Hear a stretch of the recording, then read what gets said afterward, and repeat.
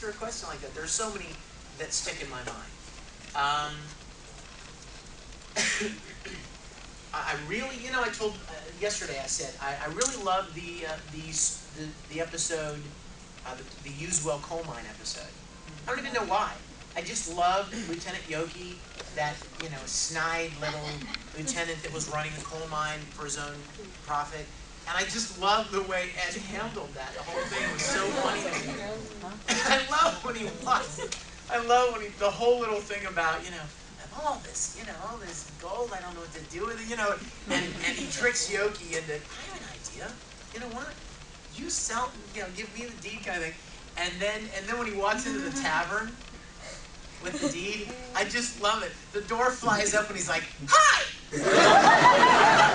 Like he's so excited about this little thing that he worked out. What do you want, little punk? Let me see if I can't turn those frowns upside down.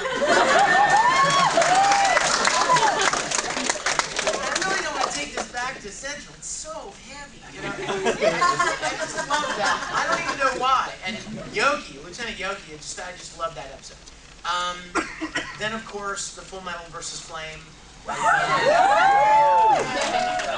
what is so funny is I think of all these fun little lines throughout the show, and I realize that a lot of them are in that episode. Like, so many funny moments are in that episode. And then, but then you can't have the funny ones without loving some of the serious ones. I really loved the episode 3, the flashback episode, Mother. Yeah. Mostly because, you know what? They tried, you guys would know this again, this is kind of one of the neat things about having a panelist.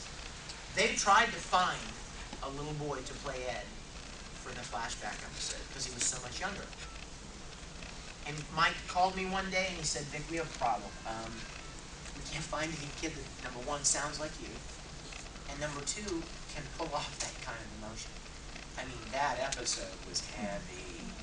You can't have some little kid going, Mother, it just doesn't get it, It had to have some real pathos to it and some real depth to it, but they couldn't find any little kid that could pull that off. And anybody that they even came close to finding didn't sound anything like he might turn into my voice.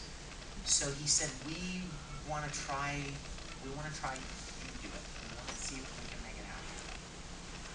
Man, was I scared.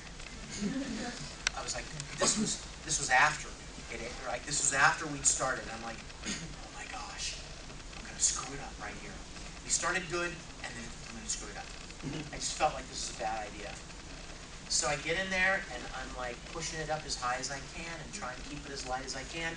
And then, if you guys know Pro Tools and recording technology, they bumped it up a half a semitone just to make it a little bit lighter, just to give a little bit lighter quality.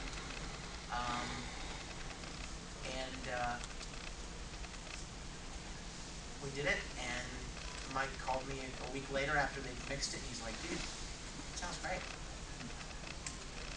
Nuh-uh. Really? Promise? Because don't cruise upon me, man. Don't hang me out to dry here. It's like, no, it really sounds good. So, that was a great episode. And then, of course, 49, 50, and 51 are just top. Yes?